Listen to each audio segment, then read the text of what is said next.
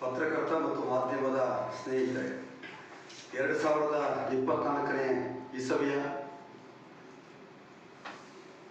ಮಹಾ ಚುನಾವಣೆಗೆ ಇನ್ನು ಕೇವಲ 6 ದಿವಸಗಳು ಮಾತ್ರ ಬಾಕಿ ಇದೆ. ಈ 6 ದಿವಸಗಳ ಕಾಲ ನಮ್ಮ ಪಾರ್ಟಿ ನಮ್ಮ ವಿಧಾನಸಭಾ ಕ್ಷೇತ್ರದ 233 ಬೂತ್ಗಳಲ್ಲಿ ಕೂಡ ನಮ್ಮ ಕಾರ್ಯಕರ್ತ ಬಂಧುಗಳು ವಿವಿಧ ಕ್ಷೇತ್ರಗಳಲ್ಲಿ ಕೆಲಸವನ್ನು ಮಾಡಿ ಮತದಾರರನ್ನು ಮುಟ್ಟುವಂಥ ಕೆಲಸ ಕಾರ್ಯಗಳನ್ನು ಮಾಡಲಿಕ್ಕಿದೆ. ಈಗಾಗಲೇ 2 ಸುತ್ತಿನ ಒಂದು ಮನೆ ಭೇಟಿ ಸಂಪರ್ಕ ಕೆಲಸಗಳು ಮುಗಿದಿದೆ.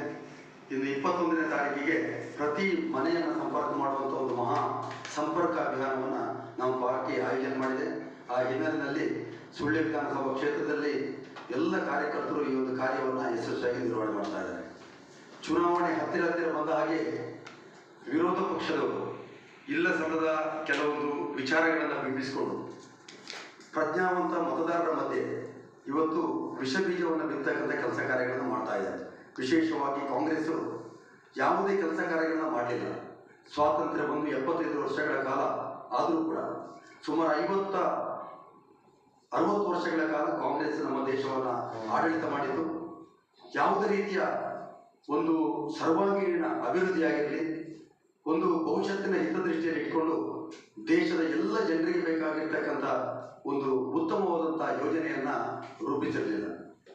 ನಮ್ಮ NDA ಸರ್ಕಾರ ಅಂದರೆ 10 ವರ್ಷಗಳ ಕಾಲ ಭಾರತೀಯ ಜನತಾ ಪಾರ್ಟಿ ನೇತೃತ್ವದ ಸನ್ಮಾನ್ಯ ನರೇಂದ್ರ ಮೋದಿಜಿಯವರು ಕೈಗೊಂಡಿರ್ತಕ್ಕಂಥ ಎಲ್ಲ ತೀರ್ಮಾನಗಳು ಏನು ಪ್ರಣಾಳಿಕೆಯನ್ನು ನಾವು ಕೊಟ್ಟಿದ್ದೆವು. 5 ವರ್ಷದ ಹಿಂದೆ ಒಂದು ಪ್ರಣಾಳಿಕೆ ಕೊಟ್ಟಿದ್ದೆವು, 10 ವರ್ಷದ ಪ್ರಾರಂಭದ ಒಂದು ಚುನಾವಣಾ ಸಂದರ್ಭದಲ್ಲಿ ಪ್ರಣಾಳಿಕೆ ಕೊಟ್ಟಿದ್ದೆವು. ಎಲ್ಲ ಪ್ರಣಾಳಿಕೆಯನ್ನು 100ಕ್ಕೆ 100 ಅನುಷ್ಠಾನ ಮಾಡಿ ಒಂದು ಚುನಾವಣೆಗೆ ಹೋಗುವಂಥ ಒಂದು ಸುಸಂದರ್ಭದಲ್ಲಿ ನಾವಿದ್ದೇವೆ. ಯಾವುದೇ ಒಂದು ಪಾರ್ಟಿ ಪ್ರಣಾಳಿಕೆಯನ್ನು ಕೊಟ್ಟಾಗ ಆ ಪ್ರಣಾಳಿಕೆಯನ್ನು ಈಡೇರಿಸತಕ್ಕಂಥ ಒಂದು ವ್ಯವಸ್ಥೆಯನ್ನು ಈ ಒಂದು ಭಾರತದ ಇತಿಹಾಸದಲ್ಲಿ ಮಾಡಲಿಲ್ಲ.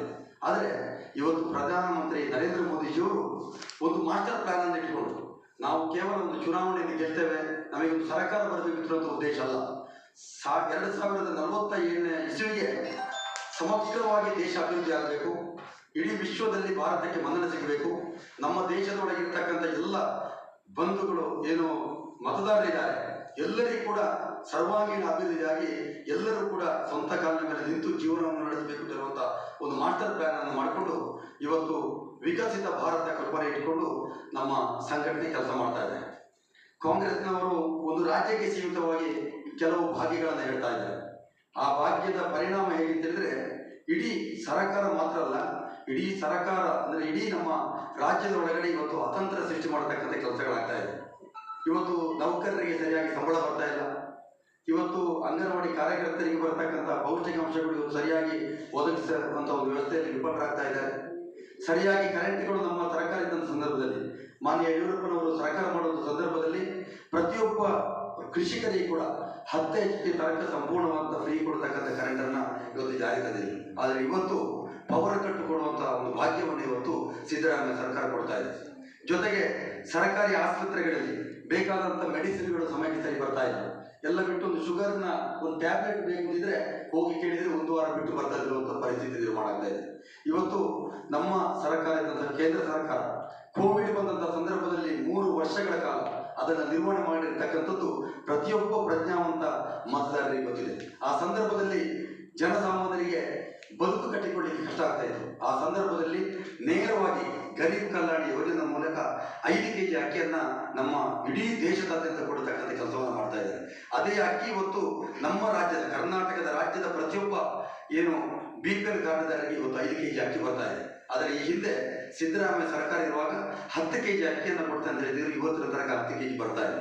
ಅದರ ನಂತರ ಹಿಂದಿನ 9 ತಿಂಗಳ ಹಿಂದೆ ಏನು ವಿಧಾನಸಭಾ ಚುನಾವಣೆ ಬರುವಾಗ ಮತ್ತೆ 5 kg ಸೇರಿಸಿ ಕೊಡ್ತಾರೆ ಅಂತ ಹೇಳುವಂಥ ರೀತಿಯನ್ನು ಕಾಂಗ್ರೆಸ್ ಹೇಳಿತು. ಆದರೆ 5 kg ಮಾತ್ರ ಇವತ್ತು ಕೇಂದ್ರ ಸರ್ಕಾರ ಕೊಡುವಂಥದ್ದು ಇವತ್ತು ಜನಸಾಮಾನ್ಯರಿಗೆ ಬರ್ತಾ ಇದೆ.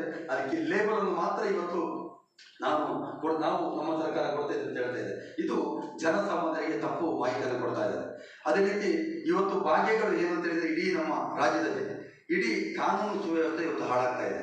ನಿನ್ನೆ ನಡೆದಂಥ ಘಟನೆ ನೇಹನ ಒಂದು ದುರ್ಬರ ಒಂದು ಆ ರೀತಿಯ ಒಂದು ಹತ್ಯೆ ಆಗಿರ್ತಕ್ಕಂಥದ್ದು ಒಂದು ವಿದ್ಯಾಸಂಸ್ಥೆಯಲ್ಲಿ ವಿದ್ಯಾಭ್ಯಾಸವನ್ನ ಪಡೆಯುವಂತ ಒಂದು ಸಂಸ್ಥೆಯ ಎದುರುಗಡೆ ಒಂದು ಬರ್ಬರವಾಗಿ ಹತ್ಯೆ ಮಾಡಿರ್ತಕ್ಕಂಥದ್ದು. ಏನ್ ಹೇಳಿದ್ರೆ ಆ ಪಾಪ ಹುಬ್ಬಳ್ಳಿಯಲ್ಲಿ ಆ ನೇಹನ ಹತ್ಯೆಯನ್ನು ನೋಡಿದಾಗ 9 ಬಾರಿ ಚುಚ್ಚಿ ಇವತ್ತು ಕೊಲೆ ಮಾಡತಕ್ಕಂಥದ್ದು ದುಷ್ಕೃತ್ಯ ಮಾಡಬೇಕಾದ್ರೆ ರಾಜ್ಯ ಸರ್ಕಾರದ ವಿಫಲತೆ ಇರುತ್ತಿರುವುದನ್ನು ಅರ್ಥ ಮಾಡಿಕೊಳ್ಬೇಕು. ಇವರು ಕೊಟ್ಟಿರ್ತಕ್ಕಂಥದ್ದು ಈ ರೀತಿಯ ಭಾಗ್ಯಗಳು. ನಾನು ಇದನ್ನು ಉಲ್ಲೇಖ ಮಾಡಲಿಕ್ಕೆ ಇಷ್ಟಪಡ್ತಾ ಇದ್ದೇನೆ.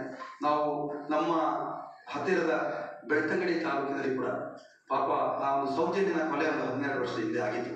ನಾವು ಕೂಡ ಅದಕ್ಕೆ ಬೆಂಬಲವಾಗಿ ಆ ಕೊಲೆಯ ವಿರುದ್ಧವಾಗಿ ನಾವು ಹೋರಾಟವನ್ನು ನಮ್ಮ ಸಂಘಟನೆ ಮಾಡಿದ್ದು.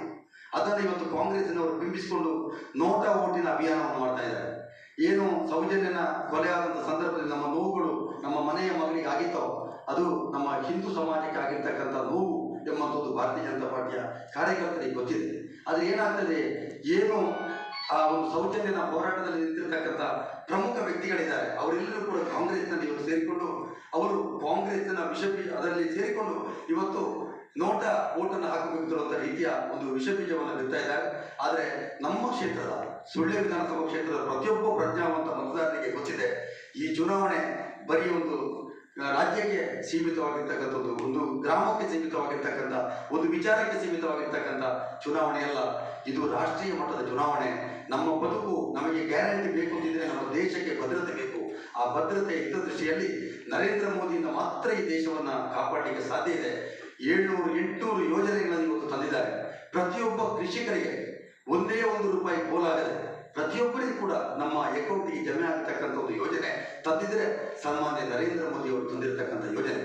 ನಮಗೆ ಗೊತ್ತಿದೆ, ಸುಮಾರು 8 ಲಕ್ಷ ಗ್ರಾಮಗಳಿಗೆ ಕರೆಂಟ್ ಇಲ್ಲದಂಥ ಸ್ಥಿತಿ ನಿರ್ಮಾಣ ಆಗಿದೆ. ಪ್ರಾರಂಭದ 5 ವರ್ಷದಲ್ಲಿ ನರೇಂದ್ರ ಮೋದಿಜಿಯವರು ನಮಗೆ ಏನು ದೀನ್ ದಯಾಳ್ ಉಪಾಧ್ಯಾಯ ವಿದ್ಯುತೀಕರಣ ಎಂಬಂಥ ಯೋಜನೆ ಅಂತದ್ದು 7.5 ಲಕ್ಷ ಹಳ್ಳಿಗಳಿಗೆ ಇವತ್ತು ವಿದ್ಯುತ್ತನ್ನು ಕೊಡ್ತಕ್ಕಂಥ ಕೆಲಸವನ್ನು ಮಾಡಿದ್ದಾರೆ. ಅದೇ ರೀತಿ ಸರ್ವಾಂಗೀಣ ಅಭಿವೃದ್ಧಿ JJMನ ಮೂಲಕ ಶುದ್ಧ ಕುಡಿಯುವ ನೀರನ್ನು ಕೊಡಬೇಕು ಅಂತ ಹೇಳ್ಕೊಂಡು ಇವತ್ತು ಕೋಟಿಗಟ್ಟಲೆ ಹಣ ಇವತ್ತು ಗ್ರಾಮ ಪಂಚಾಯತ್ಗಳಿಗೆ ಬರ್ತಾ ಇದೆ. ಇವತ್ತು ಕಾಂಗ್ರೆಸ್ನ ಕೆಲವು ಗ್ರಾಮ ಪಂಚಾಯತ್ನವರು ಹೇಳ್ತಾ ಇದ್ದಾರೆ, ನಮ್ಮ ಗ್ರಾಮ ಪಂಚಾಯತ್ ಬಂದ ನಂತರ ಇವತ್ತು ಗ್ರಾಮ ಪಂಚಾಯತ್ ವ್ಯಾಪ್ತಿಯಲ್ಲಿ ನಾವು ಶುದ್ಧ ನೀರನ್ನು ಕೊಡ್ತಾ ಇದ್ದೇವೆ. ಇವರು ಕೊಟ್ಟದಲ್ಲ, ಇವತ್ತು ಕೊಟ್ಟಿರ್ತಕ್ಕಂಥದ್ದು JJMನ ಮೂಲಕ ಕೇಂದ್ರ ಸರ್ಕಾರದ ಜಲಸಿರಿ ಯೋಜನೆಯ ಮೂಲಕ ಇವತ್ತು 7 ಕೋಟಿ, 10 ಕೋಟಿ, 12 ಕೋಟಿ ಯೋಜನೆಗಳು ನಗರ ಪಂಚಾಯತ್ ವ್ಯಾಪ್ತಿಗೆ ಸುಮಾರು 80 ಕೋಟಿ ರೂಪಾಯಿಯ ಜಲಸಿರಿ ಡ್ಯಾಮ್ ಅನ್ನು ಮಾಡಿ ಸುಳ್ಯಕ್ಕೆ ಒಂದು ಉತ್ತಮವಾದಂಥ ನೀರಿನ ವ್ಯವಸ್ಥೆ ಮಾಡಬೇಕು ಅಂತ ಒಂದು ಶುದ್ಧ ನೀರಿನ ಘಟಕಕ್ಕೋಸ್ಕರ ವ್ಯವಸ್ಥೆ ಮಾಡಿದ್ದೇವೆ. ಈ ರೀತಿ ನಮ್ಮ ಪಾರ್ಟಿ ಅಧಿಕಾರಕ್ಕೆ ಬಂದಾಗ ಎಲ್ಲವನ್ನು ಕೂಡ ಒಳ್ಳೆ ರೀತಿಯ ಸದುದ್ದೇಶದಲ್ಲಿ ಕೆಲಸ ಕಾರ್ಯಗಳನ್ನು ಮಾಡ್ತಾ ಇದೆ. ನಮಗೆ ಗೊತ್ತಿದೆ, 10 ವರ್ಷದ ಹಿಂದೆ ಕೇಂದ್ರ ಸರ್ಕಾರದಲ್ಲಿ ಆಗಿರ್ತಕ್ಕಂಥ ಅವ್ಯವಹಾರಗಳು, 2G ಸೆಕ್ಟರ್ ಹಗರಣ ಆಗಿರ್ಬೋದು, ಎಲ್ಲ ರೀತಿಯಲ್ಲಿ ಕೂಡ ಲಕ್ಷ ಕೋಟಿ ಗಟ್ಟಲೆ ಎದುರುಗಡೆ ಆ 0 ಅಥವಾ 0ವನ್ನು ಹಾಕಲಿಕ್ಕೆ ನಮಗೆ ಅರ್ಥ ಮಾಡಲಿಕ್ಕೆ ಸಾಧ್ಯ ಇಲ್ಲ. ಒಂದು ಲೇಖನದಲ್ಲಿ ಬರೆದಿದ್ರು, ಸುಮಾರು ಆ ಒಂದು ಅವ್ಯವಹಾರ ಆಗಿರ್ತಕ್ಕಂಥ ಹಣ ಎಲ್ಲಿಯಾದರೂ ನಮ್ಮ ಭಾರತದಲ್ಲಿ ವಿನಿಯೋಗ ಆಗ್ತಾ ಇದ್ರೆ ಒಂದು 25 ವರ್ಷಕ್ಕೆ ಯಾವುದೇ ಅನುದಾನ ಅವಶ್ಯಕತೆ ಇರಲಿಲ್ಲ. ಅಷ್ಟು ದೊಡ್ಡ ರೀತಿಯ ಅವ್ಯವಹಾರಗಳು ಕೇಂದ್ರದಲ್ಲಿ ಮಾಡಿತು ಕಾಂಗ್ರೆಸ್ ಸರ್ಕಾರ. ಇದೆಲ್ಲವನ್ನು ಇಟ್ಟುಕೊಂಡು ಇವತ್ತು ಅದನ್ನು ಮುಚ್ಚಿ ಹಾಕಿ ಕೇವಲ ಬೆರಳೆಣಿಕೆ 1-2 ಯೋಜನೆಯನ್ನು ಕೊಟ್ಟು ಆ ಯೋಜನೆ ಪರಿಪೂರ್ಣವಾಗಿ ಕೆಲಸ ಕಾರ್ಯಗಳಾಗಲಿಲ್ಲ. ಮಹಿಳೆಯರಿಗೆ ಯಾರಿಗೋ ಒಂದು ಗ್ರಾಮದಲ್ಲಿ 10 ಜನರಿಗೆ 2,000 ಬರ್ತಾ ಉಂಟು, ಆದರೆ 80% ಜನರಿಗೆ ಇನ್ನೂ ಕೂಡ ಅದು ಅನುಷ್ಠಾನ ಆಗಿಲ್ಲ. ಈ ರೀತಿ ಕರೆಂಟಿಗೆ ನಾವು ವಿದ್ಯುತ್ ಕೊಡ್ತೇವೆ ಅಂತ ಹೇಳ್ತಾ ಇದ್ದಾರೆ. ಇವತ್ತು ಕರೆಂಟಿನ ಪವರ್ ಕಟ್ ಆಗ್ತಾ ಇದೆ. ಜೊತೆಗೆ ಯೂನಿಟಿಗೆ 3 ಪಟ್ಟು ಜಾಸ್ತಿ ಆಗಿದೆ. ಇವತ್ತು ಒಂದು ಯೂನಿಟ್ಗೆ 3 ಪಟ್ಟು. ಇಂಡಸ್ಟ್ರಿಯಲ್ಲಿ ಮಾಡತಕ್ಕಂಥ ನಮ್ಮ ಸುಳ್ಯ ವಿಧಾನಸಭಾ ಕ್ಷೇತ್ರದ ಇಂಡಸ್ಟ್ರಿಯಲ್ಲಿ ಕೆಲಸ ಮಾಡಲಿಕ್ಕೆ ಸಾಧ್ಯನೇ ಇಲ್ಲ. 3 ಪಟ್ಟಿನಿಂದ ಜಾಸ್ತಿ ಕರೆಂಟಿನ ಬಿಲ್ಲನ್ನು ಏರಿಕೆ ಮಾಡಿರ್ತಕ್ಕಂಥದ್ದು. ಸ್ಟ್ಯಾಂಪ್ ಡ್ಯೂಟಿ ₹50, ₹100 ಸ್ಟ್ಯಾಂಪ್ ಡ್ಯೂಟಿಗೆ ಇವತ್ತು ಕೂಡ ನಾನು ರೀಚಾರ್ಜ್ಗೆ ಹೋಗಿದ್ದೆ, ₹500 ಮತ್ತು ₹1,000 ಕಡಿಮೆ ಸ್ಟ್ಯಾಂಪ್ ಡ್ಯೂಟಿ ಇಲ್ಲ. ಈ ರೀತಿಯ ವ್ಯವಸ್ಥೆಗಳು. ನಾನು ಕೆಲವು ಭಾಗದ ಒಂದು ಅಭಿಯಾನದಲ್ಲಿ ಕಾಂಗ್ರೆಸ್ನವರು ಮಹಿಳೆಯರ ಮನೆ ಮಧ್ಯೆಯಲ್ಲಿ ಹೋಗಿ ಮಾತಾಡುವಂಥ ವಿಚಾರಗಳು, ಸುಳ್ಳು ಆಪಾದನೆಗಳು ಇವತ್ತು ಕಾಂಗ್ರೆಸ್ನವರು ಕೊಡ್ತಾ ಇದ್ದಾರೆ. ಬಿಟ್ಟಿ ಭಾಗ್ಯಗಳನ್ನು ಕೊಟ್ಟು ಈ ಬಿಟ್ಟಿ ಭಾಗ್ಯದಿಂದಾಗಿ ಇಡೀ ಸಮಾಜ ಇವತ್ತು ಹಾಳಾಗ್ತಾ ಇದೆ. ನಮ್ಮ ಏನು ರಾಜ್ಯ ಒಂದು ನಮ್ಮ ಆರ್ಥಿಕ ಸಂಕಷ್ಟಕ್ಕೆ ಸಿಲುಕಿಸುವಂಥ ಎಲ್ಲ ರೀತಿಯ ವ್ಯವಸ್ಥೆಗಳು ಇವತ್ತು ಆಗ್ತಾ ಇದೆ. ಹಾಗಾಗಿ ಸುಳ್ಯ ಕ್ಷೇತ್ರ ವಿಧಾನಸಭಾ ಕ್ಷೇತ್ರದ 76 ಗ್ರಾಮಗಳಲ್ಲಿ ಕೂಡ ನಮ್ಮ ಕಾರ್ಯಕರ್ತರು ಇವತ್ತು ಮನೆ ಭೇಟಿಯನ್ನು ಮಾಡ್ತಾ ಇದ್ದಾರೆ. ಹೋದಂಥ ಸಂದರ್ಭದಲ್ಲಿ ಮಹಿಳೆಯರು, ನವ ಮತದಾರರು ಇವತ್ತು ಭಾರತೀಯ ಜನತಾ ಪಾರ್ಟಿ ಬಗ್ಗೆ ಉತ್ತಮವಾದಂಥ ಒಲವಿದೆ. ಯಾವ ರೀತಿಯ ಭಾಗ್ಯಗಳಿರಲಿ, ಯಾವ ರೀತಿಯ ಅಭಿಯಾನಗಳಿರಲಿ, ಯಾವ ರೀತಿಯ ಸಣ್ಣ ಸಣ್ಣ ಸಂಘರ್ಷಗಳಿರಲಿ, ಆದರೆ ಭಾರತಕ್ಕೆ ನರೇಂದ್ರ ಮೋದಿ ನಮಗೆ ನೇತೃತ್ವ ಬೇಕು ತರುವಂಥ ರೀತಿಯ ಒಳ್ಳೆಯ ಅಭಿಪ್ರಾಯಗಳು ಹೇಳಿದ ಕಾರಣ ನಮ್ಮ ಸುಳ್ಯ ವಿಧಾನಸಭಾ ಕ್ಷೇತ್ರದಲ್ಲಿ ನಾವು 60,000ಕ್ಕಿಂತಲೂ ಮಿಕ್ಕಿದ ಒಂದು ಮತದ ಅಂತರವನ್ನು ತೆಗೆದುಕೊಳ್ಳುವಲ್ಲಿ ನಾವು ಪಕ್ಷಕ್ಕೆ ಒಂದು ಉತ್ತಮವಾದಂಥ ಒಂದು ಕಾರ್ಯವನ್ನು ಮಾಡಲಿಕ್ಕಿದ್ದೇವೆ. ಆ ನಿಟ್ಟಿನಲ್ಲಿ ನಮ್ಮ ಕಾರ್ಯಕರ್ತರು ಬಹಳ ಒಳ್ಳೆಯ ರೀತಿಯಲ್ಲಿ ಶಿಸ್ತುಬದ್ಧವಾಗಿ ಕೆಲಸ ಕಾರ್ಯಗಳನ್ನು ಮಾಡ್ತಾ ಇದ್ದೇವೆ. ಅದಕ್ಕೋಸ್ಕರ ನಿಮ್ಮ ಸಹಕಾರಗಳು ಕೂಡ ಮುಂದಿನ ದಿನಗಳಲ್ಲಿ ಬೇಕು. ಹಾಗಾಗಿ ನಾವು ಈ ಸುಳ್ಳು ಗ್ಯಾರಂಟಿಗಳನ್ನು ಬಿಟ್ಟು ಮುಂದೆ 1 ಲಕ್ಷ ರೂಪಾಯಿ ಕೊಡ್ತೇನೆ ಅಂತ ಹೇಳಿದ್ದಾರೆ. ಇದೆಲ್ಲ ಚುನಾವಣೆ ಬಂದಂಥ ಸಂದರ್ಭದಲ್ಲಿ ಮಾತ್ರ ಕಾಂಗ್ರೆಸ್ನವರು ಭರವಸೆಯನ್ನು ಕೊಡುವಂಥದ್ದು. ಚುನಾವಣೆ ಕಳೆದ ನಂತರ 100ಕ್ಕೆ 100 ಇದನ್ನು ಅನುಷ್ಠಾನ ಮಾಡ್ತಾ ಇದ್ದಾರೆ. ಹಾಗಾಗಿ ಇದೆಲ್ಲವನ್ನ ಅರಿತುಕೊಂಡು ಇವತ್ತು ಪ್ರಜ್ಞಾವಂತ ಮತದಾರರು ಒಂದೊಂದು ಓಟುಗಳನ್ನು ಕೂಡ ಹಾಳು ಮಾಡದೆ ದೇಶದ ಭದ್ರತೆಗೋಸ್ಕರ ಸುಭದ್ರತೆ ಒಂದು ಸರ್ಕಾರ ಮಾಡಲಿಕ್ಕೆ ಮುಂದಿನ ನಮ್ಮ ಮಕ್ಕಳ ಭವಿಷ್ಯದ ಹಿತದೃಷ್ಟಿಯನ್ನು ಇಟ್ಕೊಂಡು ನಾವೆಲ್ಲರೂ ಕೂಡ ಮತವನ್ನು ಮಾಡಿ ಭಾರತೀಯ ಜನತಾ ಪಾರ್ಟಿಯ ನೇತೃತ್ವದ ತಾಮರ ಚಿಹ್ನೆಗೆ ಮತವನ್ನು ಕೊಟ್ಟು ಅತ್ಯಧಿಕ ಬಹುಮತದ ಮೂಲಕ ಆರಿಸಬೇಕು ಅಂತ ತಮ್ಮೆಲ್ಲರಲ್ಲಿ ವಿನಂತಿಯನ್ನು ಮಾಡಿಕೊಳ್ತಾ ಇದ್ದೇನೆ. ಮಾತುಗಳಲ್ಲಿ ಹೇಳ್ತಾ ಇದೆ ಬಿಜೆಪಿ ಕೋಮುವಾದಿ ಪಕ್ಷ, ಬಿಜೆಪಿ ಹಿಂದುತ್ವದ ಬಿಟ್ಟರೆ ಅವರಿಗೆ ಬೇರೆ ಏನಿಲ್ಲ, ಜನಗಳ ಮಧ್ಯೆ ಒಡಕನ್ನು ಸೃಷ್ಟಿಸಿ ಮತವನ್ನು ಕೇಳುವಂತ ಕೆಲಸ ಮಾಡುತ್ತದೆ ಅನ್ನುವಂಥ ಆರೋಪವನ್ನು ಮಾಡ್ತಾ ಇದ್ದಾರೆ. ಆದರೆ ವಾಸ್ತವದಲ್ಲಿ ಇವತ್ತು ಜಾತಿಗಳ ನಡುವೆ ಕಂದಕವನ್ನು ಸೃಷ್ಟಿಸುವಂತ ಕೆಲಸ ಮಾಡ್ತಾ ಇರುವಂತದ್ದು ಕಾಂಗ್ರೆಸ್. ಇವತ್ತು ಜಾತಿಯ ಆಧಾರದಲ್ಲಿ ಓಟ್ ಕೇಳುವಂಥದ್ದು, ನಕಲಿ ಹಿಂದುತ್ವ. ಯಾವಾಗ ಎಲೆಕ್ಷನ್ ಬರ್ತದೆ ಆವಾಗ ಮಾತ್ರ ಹಿಂದುತ್ವವನ್ನು ಹೇಳಿಕೊಂಡು ತಿರುಗುವಂತ ಈ ಒಂದು ಹಿಂದುತ್ವದ ನಕಲಿ ತನ ಏನಿದೆ ಅದು ಕಾಂಗ್ರೆಸ್ನಲ್ಲಿ ಮಾತ್ರ ಇರುವಂತದ್ದು ಹೊರತಾಗಿ ಇವತ್ತು ಅವರು ಸ್ಪಷ್ಟವಾಗಿ ಕೂಡ ಮಾತಿನಲ್ಲಿ ಒಂದು, ಕೃತಿಯಲ್ಲಿ ಇನ್ನೊಂದು ಮಾಡ್ತಾ ಇದ್ದಾರೆ. ಇವತ್ತು ಇಡೀ ಅಲ್ಪಸಂಖ್ಯಾತರ ಮತಗಳನ್ನ ಕ್ರೋಢೀಕರಿಸಿ ಅದನ್ನ ಪಡ್ಕೊಳ್ಬೇಕು ಅನ್ನುವಂಥ ಉದ್ದೇಶದಿಂದ SDP ಅವರ ಜೊತೆಗೆ ಹೊಂದಾಣಿಕೆ ಮಾಡಿಕೊಂಡು ಓಟಿಗೆ ನಿಲ್ಲುವಂತ ಕೆಲಸವನ್ನು ಮಾಡ್ತಾ ಇದ್ದಾರೆ. ನಾವು ಪ್ರಶ್ನೆ ಮಾಡಬೇಕಿದೆ. ಇವತ್ತು ಒಂದು ಕಡೆಯಲ್ಲಿ ಬಿಲ್ಲವ ಸಮುದಾಯದ ಮತಗಳನ್ನ ಬಿಲ್ಲವ ಸಮುದಾಯದ ಅಭ್ಯರ್ಥಿಗೆ ಕೊಡಬೇಕು ಅಂತ ಕೇಳ್ತಾ ಇದ್ದಾರೆ. ಆದರೆ ಅದೇ ಪ್ರವೀಣ್ ಪೂಜಾರಿಯನ್ನ ಹತ್ಯೆ ಮಾಡಿದಂತ SDP ಜೊತೆಗೆ ಇವರು ಹೊಂದಾಣಿಕೆ ಮಾಡಿಕೊಂಡಿದ್ದಾರೆ. ಅಂದ್ರೆ ಈ ಇಬ್ಬಂದಿತನ ಯಾವುದಕ್ಕೆ ಅನ್ನೋದನ್ನ ನಾವು ಅರ್ಥ ಮಾಡಿಕೊಳ್ಬೇಕಿದೆ. ಎಲ್ಲ ಇವತ್ತು ಅವರ ಮಾತಿನ ಮರುಳುತನ ಏನಿದೆ, ಕೇವಲ ಸುಳ್ಳು ಗ್ಯಾರಂಟಿಗಳನ್ನು ಕೊಡುವಂಥದ್ದು ಏನಿದೆ, ಅದು ಇವತ್ತು ಜನಗಳಿಗೆ ಅರ್ಥ ಆಗ್ತಾ ಇದೆ. ಇವತ್ತು ಮಹಿಳೆಯರಿಗೆ 1 ಲಕ್ಷ ಕೊಡ್ತೇನೆ ಅಂತ ಹೇಳುವಂಥದ್ದು ನಾವು ಪ್ರಶ್ನೆ ಮಾಡಬೇಕು. BPL ಕುಟುಂಬದ ಮಹಿಳೆಗೆ 1 ಲಕ್ಷ ಕೊಡ್ತೇವೆ ಅಂತ ಅವರು ಘೋಷಣೆ ಮಾಡ್ತಾರೆ. ಹಾಗಿದ್ರೆ ಆ ಮಹಿಳೆ 1 ವರ್ಷದ ನಂತರ BPL ಕುಟುಂಬದಿಂದ ಹೊರಗೆ ಬರ್ತಾರ? ಇದನ್ನು ನಾವು ಪ್ರಶ್ನೆ ಮಾಡಬೇಕಿದೆ. ಇವತ್ತು ಒಂದು BPL ಕುಟುಂಬ ಅಂತ ಹೇಳಿದ್ರೆ ಅದು 1,20,000 ಆದಾಯ ಇರುವಂತ ವಾರ್ಷಿಕ ಆದಾಯ ಇರುವಂತ ಕುಟುಂಬಕ್ಕೆ BPL ಕುಟುಂಬ ಅಂತ ಹೇಳ್ತಾರೆ. ಸರ್ಕಾರದಿಂದ 1 ಲಕ್ಷ ಅವರ ಅಕೌಂಟ್ಗೆ ಹೋಗ್ತದೆ ಅಂತ ಹೇಳಿದ್ರೆ ಅವರು ಆಟೋಮೆಟಿಕಲಿ BPL ಕುಟುಂಬದಿಂದ ಹೊರಗೆ ಬರಬೇಕು. ಹಾಗೆ ಆ BPL ಕುಟುಂಬ ನಾಳೆ ಇಲ್ಲದೆ ಮಾಡ್ತಾರೆ ಅವರು. ಅಷ್ಟು ಕುಟುಂಬಗಳಿಗೆ ಬೇರೆ ಯಾವುದೇ ಸೌಲಭ್ಯ ಕೊಡ್ಲಿಕ್ಕೆ ವ್ಯವಸ್ಥೆಗಳಿಲ್ವಾ? ಈ ಒಂದು ಸಣ್ಣ ಪ್ರಶ್ನೆಯನ್ನ ನಾವು ಓದಿದ್ರೆ ಅದಕ್ಕೆ ಅವರಲ್ಲಿ ಉತ್ತರ ಇಲ್ಲ. ಈ ರೀತಿ ಬರಿಯ ಸುಳ್ಳುಗಳು ಬಿಟ್ಟರೆ ಬೇರೆ ಏನಿಲ್ಲ. ಇವತ್ತು ಅಭಿವೃದ್ಧಿ ಅಂತ ಹೇಳ್ತಾರೆ, ನಾವು ಅಭಿವೃದ್ಧಿ ಆಧಾರದಲ್ಲಿ ಮತ್ತೆ ಕೇಳ್ತೇವೆ.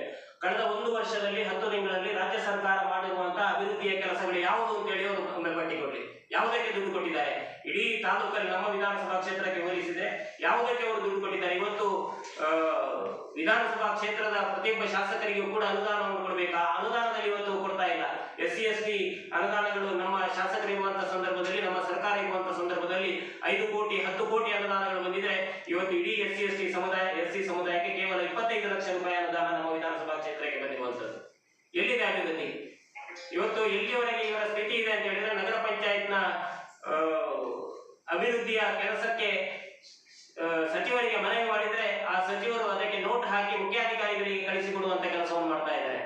ನಗರ ಪಂಚಾಯತ್ನ ಅನುದಾನವನ್ನ ಕೊಡ್ಲಿಕ್ಕೆ, ನಗರ ಪಂಚಾಯತ್ನ ಅಭಿವೃದ್ಧಿಯ ನಿಧಿಯನ್ನು ಕೊಡ್ಲಿಕ್ಕೆ ಇವತ್ತು ಪೌರಾಡಳಿತ ಸಚಿವರು ಲೆಟರ್ ಕೊಟ್ಟು ನಗರ ಪಂಚಾಯತ್ ಹಣವನ್ನು ಬಳಕೆ ಮಾಡುವಂತ ಕೆಲಸವನ್ನು ಮಾಡ್ತಾ ಇದ್ದಾರೆ. ಅದು ಕೂಡ ಯಾರಿಗೂ ಬೇಕಾಗಿ, ಊರಿನ ಅಭಿವೃದ್ಧಿಗೆ ಬೇಕಾಗಿಲ್ಲ. ಬದಲಾಗಿ ಇವತ್ತು ಯಾರು ನಾಮನಿರ್ದೇಶಿತ ಸದಸ್ಯರಿದ್ದಾರೆ ಅವರ ಮನೆಗೆ ಹೋಗುವಂತ ರಸ್ತೆಗೆ 10 ಲಕ್ಷ ರೂಪಾಯಿ, 5 ಲಕ್ಷ ರೂಪಾಯಿ ತಡೆಗೋಡೆ ಮಾಡ್ಲಿಕ್ಕೆ, 5 ಲಕ್ಷ ರೂಪಾಯಿ ರಸ್ತೆ ಮಾಡ್ಲಿಕ್ಕೆ ಇವತ್ತು ಒಬ್ಬ ಪೌರಾಡಳಿತ ಸಚಿವರು ಲೆಟರ್ ಕೊಟ್ಟಿದ್ದಾರೆ ಅಂತ ಹೇಳಿದ್ರೆ ಇದಕ್ಕಿಂತ ದೊಡ್ಡ ದುರ್ಗತಿ ಯಾವುದಿದೆ ಅಂತ ನಾವು ಪ್ರಶ್ನೆ ಮಾಡಬೇಕು. ಜನಗಳ ಅಭಿವೃದ್ಧಿಗೋಸ್ಕರ ಜಟ್ಟಿಪಳ್ಳ ರಸ್ತೆ ಎಲ್ಲರೂ ಹೋರಾಟ ಮಾಡಿದರು. ಆದ್ರೆ ಜಟ್ಟಿಪಳ್ಳ ರಸ್ತೆಗೆ ಇವರಿಗೆ ಅನುದಾನ ಕೊಡ್ಲಿಕ್ಕೆ ಆಗಲಿಲ್ಲ. ನಗರ ಪಂಚಾಯತ್ನ 30 ಲಕ್ಷ ರೂಪಾಯಿ ಅನುದಾನವನ್ನ 36 ಲಕ್ಷ ರೂಪಾಯಿಯಲ್ಲಿ ಹಾಕಿ ಜಟ್ಟಿಪಳ್ಳ ರಸ್ತೆಗೆ ಸಂಪೂರ್ಣ ಅಮಲೀಕರಣ ಮಾಡ್ಲಿಕ್ಕೆ ನಾವು ಒತ್ತಡ ಹಾಕಿದ್ದೀವಿ. ಆದ್ರೆ ಅವರ ಒತ್ತಡ ಯಾವುದಕ್ಕೆ? ಅವರ ಒತ್ತಡ ಅವರವರ ಮನೆಗೆ ಹೋಗುವಂತ ರಸ್ತೆಗೆ, ಅವರ ಮನೆಗೆ ಹೋಗುವಂತ ತಡೆಗೋಡೆಗೆ. ಇದಕ್ಕೆ ಬೇಕಾಗಿ ಈ ಸರ್ಕಾರ ಬೇಕಾಗುವಂತದ್ದು ನಾವು ಪ್ರಶ್ನೆ ಮಾಡಬೇಕಿದೆ. ನಾನು ಕೇಳುದು, ಒಬ್ಬ ಪೌರಾಡಳಿತ ಸಚಿವ ಅವರು ಮುಖ್ಯಾಧಿಕಾರಿಗೆ ಪತ್ರ ಕೊಡಬೇಕು ಅಂತ ಹೇಳಿದ್ರೆ ಅವರು ನಗರ ಪಂಚಾಯತ್ ಸದಸ್ಯರಾಗಬೇಕಿತ್ತು ಹೊರತು ಅವರ ಸಚಿವರಾಗುವಂತ ಅವಶ್ಯಕತೆ ಇರಲಿಲ್ಲ. ಪೌರಾಡಳಿತ ಸಚಿವರಿಗೆ ಅವರಲ್ಲಿ ಅಲ್ಪಸಂಖ್ಯಾತ ಸಚಿವಾಲಯ ಕೂಡ ಇದೆ. ಆ ಅಲ್ಪಸಂಖ್ಯಾತ ಕಾಲನಿಗೆ ಹೋಗ್ಲಿಕ್ಕೆ ಅವರ ಅಲ್ಪಸಂಖ್ಯಾತ ಸಚಿವಾಲಯದಿಂದ ದುಡ್ಡು ಕೊಡ್ಬೋದು. ಆದ್ರೆ ಇವತ್ತು ಅವರಲ್ಲಿ ದುಡ್ಡಿಲ್ಲ. ಅದಕ್ಕೆ ಎಲ್ಲವನ್ನ ಕೂಡ ಸ್ಥಳೀಯ ಆಡಳಿತದಿಂದ ಭರಿಸುವ ಕೆಲಸ ಮಾಡ್ಲಿಕ್ಕೆ ಇವತ್ತು ಪೌರಾಡಳಿತ ಸಚಿವರ ಅಗತ್ಯ ಇಲ್ಲ. ನಾವು ನೇರವಾಗಿ ಕೇಳುವಂತದ್ದು ಇವತ್ತು ಅಭಿವೃದ್ಧಿ ಅಂದ್ರೆ ಏನು ಅನ್ನುವಂಥದ್ದು ನಾವು ಅವರಲ್ಲಿ ಕೇಳಬೇಕಿದೆ. ನಾವು ಅಭಿವೃದ್ಧಿ ಅಂದ್ರೆ ಏನು, ನಮ್ಮ ಮನೆಯ ಅಭಿವೃದ್ಧಿಯ, ಇದನ್ನ ನಾವು ಪ್ರಶ್ನೆ ಮಾಡಬೇಕಿದೆ. ಒಟ್ಟಾರೆಯಾಗಿ ಅಭಿವೃದ್ಧಿಯನ್ನ, ಸಮಗ್ರವಾದಂತಹ ಅಭಿವೃದ್ಧಿ ಏನಾಗಿದೆ ಅನ್ನುವಂಥದ್ದು ಕಳೆದ 10 ವರ್ಷಗಳಲ್ಲಿ ನರೇಂದ್ರ ಮೋದಿ ಸರ್ಕಾರ ತೋರಿಸಿಕೊಟ್ಟಿದೆ. ಈಗಾಗಲೇ ಹೇಳಿದ ಹಾಗೆ ಹಿಂದೆ ಲಕ್ಷ ಕೋಟಿ ಹಗರಣಗಳು ನಡೀತಾ ಇದ್ರೆ ಕಳೆದ 10 ವರ್ಷಗಳಲ್ಲಿ ಯಾರಿಗೂ ಕೂಡ 1 ರೂಪಾಯಿ ಹಗರಣವನ್ನ ತೋರಿಸಲಿಕ್ಕಾಗಲಿಲ್ಲ. ಅನೇಕ ಆರೋಪಗಳನ್ನು ಮಾಡಿದ್ರು. ರಫೇಲ್ ವಿಮಾನದ ಖರೀದಿಯಲ್ಲಿ ಸುಪ್ರೀಂ ಕೋರ್ಟ್ ತನಕ ಹೋದ್ರು, ಆ ಭ್ರಷ್ಟಾಚಾರ ಆಗಿದೆ ಅಂತ. ಆದ್ರೆ ಸುಪ್ರೀಂ ಕೋರ್ಟ್ ಕೂಡ ಕ್ಲೀನ್ ಚಿಟ್ ಕೊಟ್ಟಿತ್ತು. ಇವತ್ತು ತಾವುಗಳು ಪ್ರಶ್ನೆ ಕೇಳಬಹುದು, ಚುನಾವಣಾ ಬಾಂಡಿನ ಆಧಾರದಲ್ಲಿ ಇವತ್ತು ಭ್ರಷ್ಟಾಚಾರ ಆಗಿದೆ ಅಂತೇಳಿ ಸುಳ್ಳು ಸುದ್ದಿಯನ್ನು ಹಬ್ಬಿಸ್ತಾ ಇದ್ದಾರೆ. ಚುನಾವಣಾ ಬಾಂಡ್ ಅನ್ನುವಂಥದ್ದು ಅಧಿಕೃತವಾಗಿ ಸಂಸತ್ತಿನಲ್ಲಿ ಅಂಗೀಕಾರಗೊಂಡು ಎಲ್ಲ ಸಚಿವರು, ಎಲ್ಲ ಪಕ್ಷದ ಸದಸ್ಯರುಗಳು ಅಂಗೀಕಾರಗೊಂಡಂತ ಕಾನೂನಿನ ಪ್ರಕಾರ ಇವತ್ತು ಚುನಾವಣಾ ಬಾಂಡ್ ಸಂಗ್ರಹ ಆಗಿದೆ. ಆದ್ರೆ ಇವತ್ತು 17 ರಾಜ್ಯಗಳಲ್ಲಿ ಇರತಕ್ಕಂಥ ಬಿಜೆಪಿ